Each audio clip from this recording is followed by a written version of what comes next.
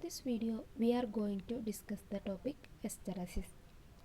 And in this video, we will talk about the different terms like hysteresis, residual magnetism, coercivity, saturation point, and what you mean by hysteresis laws. Hysteresis. When a ferromagnetic substance is subjected to magnetizing field, it undergoes a cycle of magnetization. Magnetic flux density B varies along with magnetizing field H. It is not linearly dependent.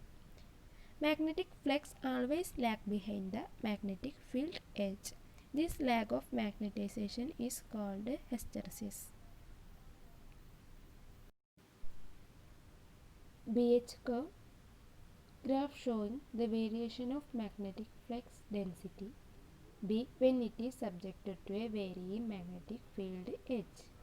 In the graph, consider an ion bar. Flux density inside the bar is 0, which is represented by 0 in the curve or in the curve. BH curve graph showing the variation of magnetic flux density B when it is subjected to a varying magnetic field H. So, this is the loop which is known as the hysteresis loop, and they have different axes chosen are H and B, where H is the magnetizing field and B is magnetic flux density. H is taken in the horizontal axis and B is in vertical axis. So, when we explain about it, you have a material which is ferromagnetic in nature. നിങ്ങളുടെ കയ്യിൽ ferromagnetic nature ഉള്ള ഒരു material ഉണ്ട്. It is subjected to an external magnetic field H, which is known as magnetizing field. Due to this external field, a magnetic field induced inside this material. നമ്മൾ ferromagnetic മെറ്റീരിയലിന് ഒരു external field H apply ചെയ്യുന്നു. എച്ചിൻ്റെ variation അനുസരിച്ചിട്ട് magnetic induction capital എങ്ങനെ vary ചെയ്യുന്നു എന്നുള്ളതിൻ്റെ study and graph between H and B is known as hysteresis loop. In the graph, consider an ion bar. Flux density inside this bar is 0, which is represented by O in the curve. So, we start from the origin. Suppose no external magnetic field H is applied. That means B is also 0. As the ion bar slowly magnetized, flux density B increases with magnetizing field H represented by OA. After the point A, B does not increase with H, which is said to be saturated at this point. That means നിങ്ങൾ A പറയുന്ന പോയിൻറ്റിൻ്റെ across ആയിട്ട് H increase ചെയ്താൽ B increase ചെയ്യില്ല. Then magnetic field gradually decreased to 0 magnetic field ആക്കുക.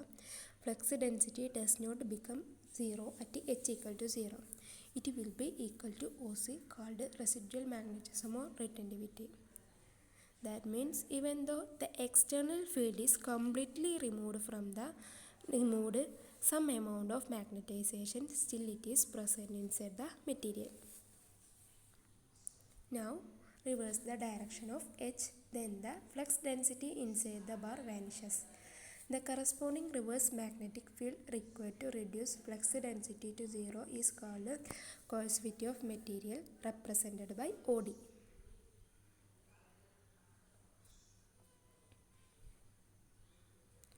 Again, increasing the magnetizing field in the same direction, flux density increases in the reverse direction and reaches the saturation point E.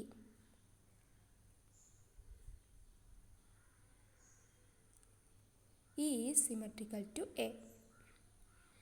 On reducing magnetizing field H to 0 and then increasing in positive direction, we get back to A along EFGA. The path ACDEFGA is known as hysteresis loop. Hysteresis loss. There is a loss of energy during magnetization and demagnetization process. That means The energy spent for magnetization is not fully recovered during demagnetization. The loss of energy is called hysteresis loss. Permanent magnets. Material with high coercivity and low retentivity are used for making permanent magnets. It should possess high residual magnetism. Steel has high coercivity and low retentivity. That is why it is used for making permanent magnets. Other examples: alnico, tincanol, picalloy. Electromagnets. Materials with low retentivity and low coercivity are used for making electromagnets.